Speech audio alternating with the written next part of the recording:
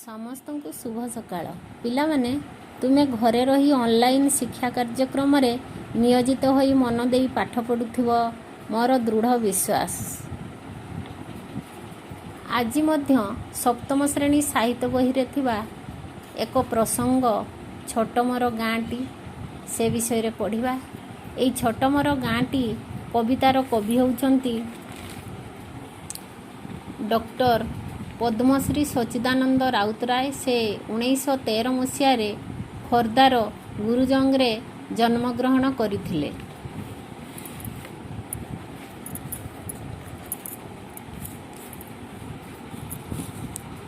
ଓଡ଼ିଆ ସାହିତ୍ୟ ଜଗତର କବି ସଚ୍ଚିଦାନନ୍ଦ ରାଉତରାୟ ଜଣେ ଉଚ୍ଚକୋଟୀର ସାହିତ୍ୟିକ ଭାବେ ପରିଚିତ। ସେ କବିତା, ଗଳ୍ପ, ଉପନ୍ୟାସ, ପ୍ରବନ୍ଧ ଇତ୍ୟାଦି ସାହିତ୍ୟର ସମସ୍ତ ବିଭାଗରେ ଲେଖନୀ ଚାଳନା କରିଥିଲେ। ପଲ୍ଲୀଶ୍ରୀ ବାଜି ରାଉତ, ପାଣ୍ଡୁଲିପି, ସ୍ୱାଗତ ଇତ୍ୟାଦି କବିତା ଗ୍ରନ୍ଥ, ମଶାଣିର ଫୁଲ, ମାଟିର ତାଜ, ମାଙ୍କଡ଼ ଓ ଅନ୍ୟାନ୍ୟ ଗଳ୍ପ ଇତ୍ୟାଦି ଗଳ୍ପ ପୁସ୍ତକ, ଚିତ୍ରଗ୍ରୀବ, ତଳେ ମାଟି ଉପରେ ଆକାଶ, ସାଗର ତଳର ଢେଉ ଉପନ୍ୟାସ, ସାହିତ୍ୟ ମୂଲ୍ୟବୋଧ ପ୍ରବନ୍ଧ ପୁସ୍ତକ ତାଙ୍କ ସୃଷ୍ଟିର କେତୋଟି ଉଦାହରଣ। ନିଜର କୃତି ପାଇଁ ସେ କେନ୍ଦ୍ର ସାହିତ୍ୟିକ ଏକାଡେମୀ ଓ ଜ୍ଞାନପୀଠ ପୁରସ୍କାର ପାଇଥିଲେ। ଏହି କବିତାଟିରେ ଗାଁର ପ୍ରାକୃତିକ ସୌନ୍ଦର୍ଯ୍ୟ, କର୍ମମୟ ସରଳ ଗାଉଁଲି ଜୀବନର ନିଖୁଣ ଚିତ୍ର ଦିଆଯାଇଛି। ଆମେ ବର୍ତ୍ତମାନ ସେଇ ଛୋଟ ମୋର ଗାଁଟି କବିତାଟିକୁ ଆବୃତ୍ତି କରିବା।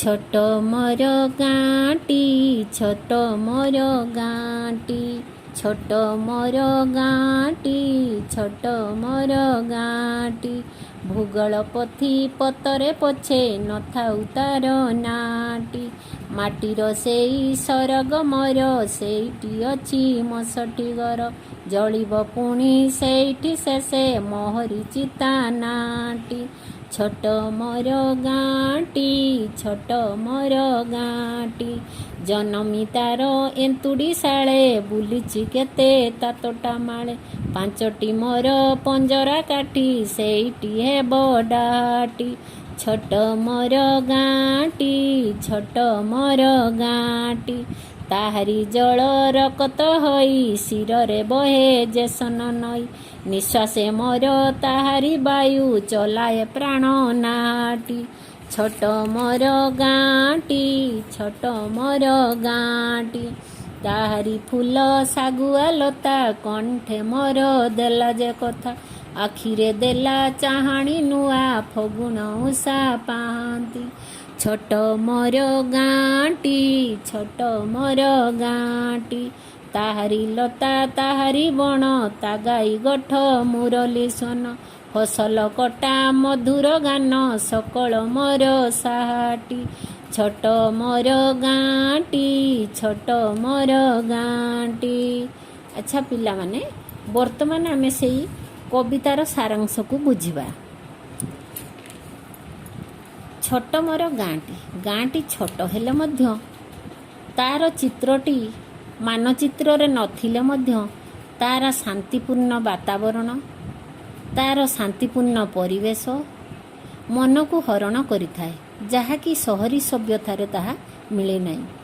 ଗାଁର ମାଟି, ପାଣି, ପବନ, ବୃକ୍ଷଲତା ଇତ୍ୟାଦି ସ୍ୱର୍ଗ ପରି ପ୍ରତୀୟମାନ ହୋଇଥାଏ। ପଠିତ କବିତା ଛୋଟ ମୋର ଗାଁ କବିତା ବିଶାଳ ଜଗତରେ ଗାଁ ଖୁବ୍ ଛୋଟ। ତାର ନାଁ ଭୂଗୋଳ ବହିରେ ନଥିଲେ ପଛ ତାହା ହେଉଛି ସ୍ୱର୍ଗପୁର। ପଲ୍ଲୀ ଗାଁରେ ଶିଶୁ ଜନ୍ମ ହେବା ପାଇଁ ଏକ ସ୍ୱତନ୍ତ୍ର କୋଠରୀ ବ୍ୟବସ୍ଥା କରାଯାଇଥାଏ। ତାହାକୁ ଏନ୍ତୁଡ଼ିଶାଳ ବୋଲି କୁହାଯାଏ। ମାଟିର ସେଇ ସରଗମର ସେଇ ଗାଁର ମାଟି ଘରଟି କବିଙ୍କୁ ସ୍ୱର୍ଗ ପରି ମନେ ହେଉଛି। ସେଇଠି ତାଙ୍କର ଷଠି ଘର ବୋଲି ଅଛି, ସେଇଠି ତାଙ୍କର ସ୍ମୃତି ଲୁଚି ରହିଛି। ସେ ଅନୁଭବ କରିଛନ୍ତି ଗାଁର ସେଇ ପିଲାଦିନର ବା ଛୋଟ ଶିଶୁଟି ଯେତେବେଳେ ଜନ୍ମ ନିଏ ତାକୁ ଏକ ସ୍ୱତନ୍ତ୍ର କୋଠରୀ ବ୍ୟବସ୍ଥା କରାଯାଇଥାଏ। ତାହାକୁ ଏନ୍ତୁଡ଼ିଶାଳ ବୋଲି କୁହାଯାଏ। ଶିଶୁ ଜନ୍ମର 6ଠ ଦିନରେ ସେହି ଘରେ ଶିଳର ବଟା ହଳଦୀ ଉପରେ କଉଡ଼ି ଦିଆଯାଇଥାଏ। ତାହାକୁ ଷଷ୍ଠୀ ଘର ବୋଲି କୁହାଯାଏ। ସେଠାରେ ଷଷ୍ଠୀ ଦେବୀଙ୍କୁ ପୂଜା କରାଯାଏ। ସେଇଟା ହେଉଛି ଷଷ୍ଠୀ ଘର। ଜଳିବ ପୁଣି ସେଇଠି ଶେଷେ ମୋହରି ଚିତା ନାଁଟି। କବି ଏଇଠି ବର୍ଣ୍ଣନା କରିଛନ୍ତି ଯେ ସେଇଠି ସିଏ ସେଇ ଷଷ୍ଠୀ ଘରେ ଜନ୍ମ ନେଇଛନ୍ତି।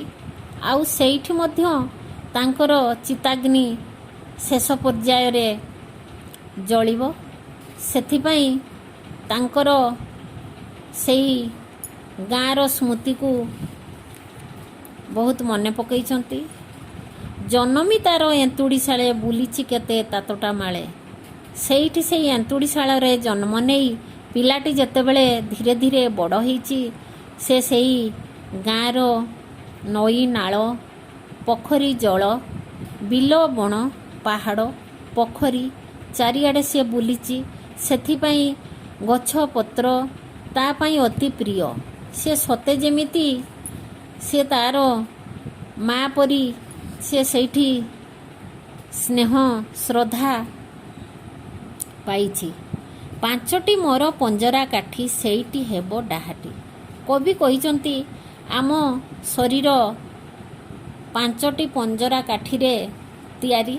ତେଣୁ ଶେଷ ପର୍ଯ୍ୟାୟରେ ମଧ୍ୟ ସେଇ 5ଟି ପଞ୍ଜରା କାଠି ତାଙ୍କର ଚିତାଗ୍ନିରେ ଲୀନ ହୋଇଯିବ। ତାହାରି ଜଳ ରକତ ହୋଇ ଶିରରେ ବହେ ଯେସନ ନଈ। ତାହାରି ଜଳ ଗ୍ରାମର ଜଳ ଦେହରେ ଶିରା ପ୍ରଶିରାରେ ରକ୍ତ ହୋଇ ପ୍ରବାହିତ ହୋଇଥାଏ। ଗ୍ରାମର ସେଇ ନିଶ୍ୱାସ ସେଇ ଗ୍ରାମର ସେଇ ବାୟୁ ସତେ ଯେମିତି ତାଙ୍କ ନିଶ୍ୱାସରେ ପ୍ରବାହିତ ହେଉଛି। ତେଣୁ ତାଙ୍କର ସେଇ ଶିରା ପ୍ରଶିରାରେ ନଦୀର ଜଳ ପୋଖରୀର ଜଳ ପ୍ରବାହିତ ହୋଇଛି ଯେପରି ସତେ ତାଙ୍କର ରକ୍ତ ହୋଇ ପ୍ରବାହିତ ହୋଇଛି। ଚଲାଏ ପ୍ରାଣ ନାହାଟି ସେଇ ନଈରେ ମାନେ ତାଙ୍କ ଶିରା ପ୍ରଶିରାରେ ଯେଉଁ ରକ୍ତ ହୋଇ ପ୍ରବାହିତ ହୋଇଛି ସେଇ ନଈରେ ନାଟିଏ ପରି ସେ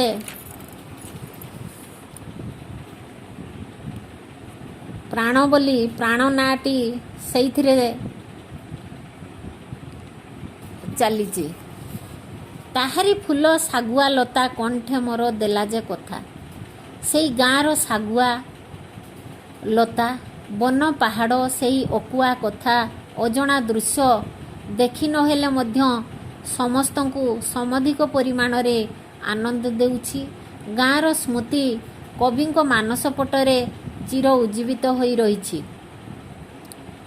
କଣ୍ଠେ ମୋର ଦେଲା ଯେ କଥା ଆଖିରେ ଦେଲା ଚାହାଣୀ କଥା ଫଗୁଣ ଉଷା ପାହାନ୍ତି। ସେଇ ପରିବେଶକୁ କବି ତାଙ୍କର ପ୍ରାଣ ପ୍ରବାହକୁ କିପରି ଉଲ୍ଲସିତ କରିବେ ତେଣୁ ସେ